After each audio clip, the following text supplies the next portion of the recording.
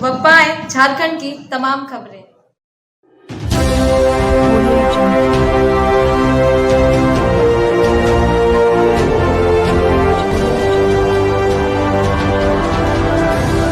नमस्कार, आप देख रहे हैं सिटी न्यूज और मैं हूं आपके साथ कंचन। हजारीबाग सदर विधायक मनीष जायसवाल द्वारा शुक्रवार को शहर के द पैराडाइज रिजॉर्ट परिसर में कार्यकर्ता वार्षिक मिलन सा ई रिपोर्ट कार्ड 2022 विमोचन समारोह का आयोजन किया गया, जिसमें बतौर मुख्य अतिथि भाजपा विधायक दल के नेता सह झारखंड के प्रथम मुख्यमंत्री बाबूलाल मरांडी और विशिष्ट अतिथि बरही के पूर्व विधायक मनोज यादव, जिला परिषद अध्यक्ष उमेश प्रसाद मेहता, नगर निगम अध्यक्ष रोशनी तिर्की, भाजपा जिला अध्यक्ष Ashok Yadav, professor KP Sharma, Katkamdag jeep सदस्य जीतन राम कटमम मसाडी, जीप सदस्य मंजू नंदनी सहित अन्य गणमान्य लोग शामिल हुए। बाबूलाल मरांडी ने कंप्यूटर से क्लिक कर विधायक मनीष जायसवाल के साल 2022 के सेवा कार्यों का लेखा जोखा प्रस्तुत करते सेवा पुस्तिका 2022 के ई रिपोर्ट कार्ड का विमोचन विशाल LED स्क्रीन के माध्यम से किया, जिससे उपस्थित हजारों लोगों ने बड़े ही बारीकी से अवलोकन किया। अपना रिपोर्ट कार्ड रखते ही श्री जायसवाल ने कहा कि इस साल की शुरुआत कोरोना के आखिरी लड़ाई के साथ हुई है, जिसमें हमने पूरी तन्मयता से कार्य किया है, जिसके बाद लगातार 80 दिनों तक निरंतर हजारीबाग में ध्वस्त बिजली व्यवस्था के विरुद्ध सड़क से सदन तक आंदोलनरत रहा। बरही के स्वर्गीय रूपेश पांडे और दुमका की स्वर्गीय अंकिता सिंह के न्याय की लड़ाई लड़ी। रामनवमी और सरहुल जुलूस की अनुमति की मांग को लेकर सड़क से सदन तक मशक्कत की गई। रामनवमी के अखाड़ाधारियों के बीच झंडा, लाठी और तलवार भेंट किया। हर एक जरूरतमंद के लिए दिन हो या रात सदैव तत्पर रहा। हजारीबाग सहित प्रदेश के अन्य प्रभावित जिलों को सूखाग्रस्त घोषित करने के लिए आंदोलनरत रहा।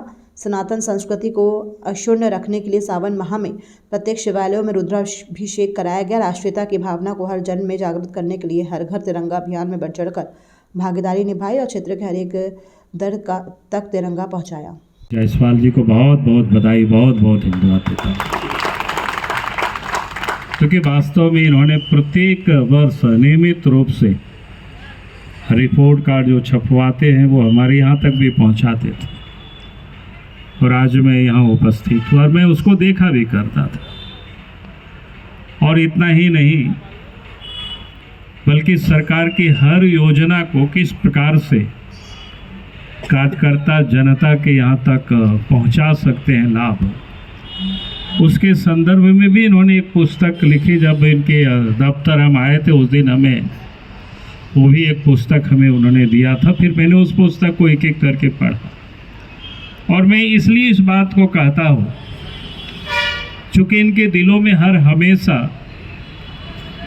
क्षेत्र के बारे में चिंता करना, क्षेत्र के लोगों के बारे में चिंता करना।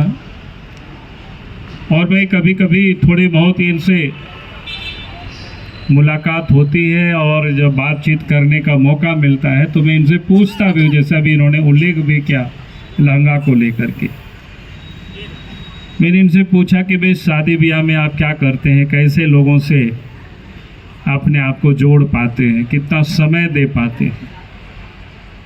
और जोड़ने का तो इन्होंने खुद बताया। फिर हमने कहा कि सब जगह जाना पहुंचना कैसे संभव होता है, उसके बारे में भी आप सब लोगों के बीच उन्होंने बताया कि जहां खुद नहीं जा पाते वहां कार्यकर्ता की ओर से भी पहुंचाते हैं।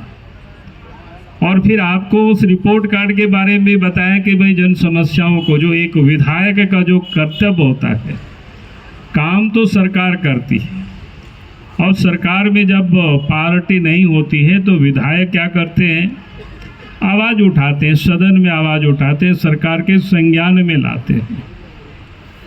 मैं निश्चित रूप से कह सकता हूं, आपको विधायक जी ने खुद भी बताया, और आज तो कोई भी चीज़ छुपा हुआ नहीं रहता है।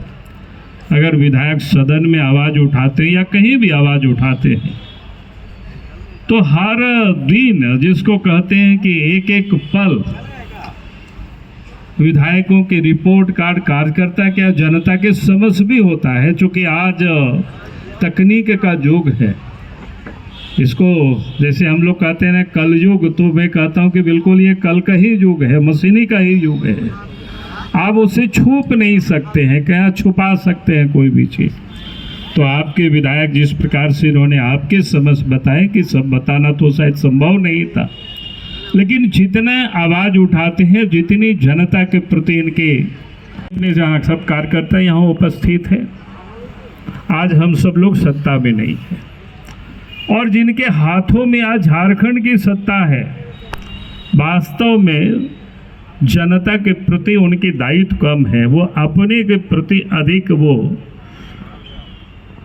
सोचते हैं या समझते हैं। इसलिए मैं बार बार कहा करता हूं कि आज जो सरकार है काम करने के लिए नहीं बल्कि कमाने के लिए बैठी हुई है, और कमाने का कोई भी क्षेत्र वो उन्होंने छोड़ा नहीं है। आपने देखा होगा कि बड़े बड़े खनिज संपदा तो छोड़ दीजिए, कोयला, पत्थर या आयरन ओर या ऐसे जितने भी खनिज है उसको छोड़ दीजिए, बालू तक को भी इन्होंने नहीं छोड़ा है।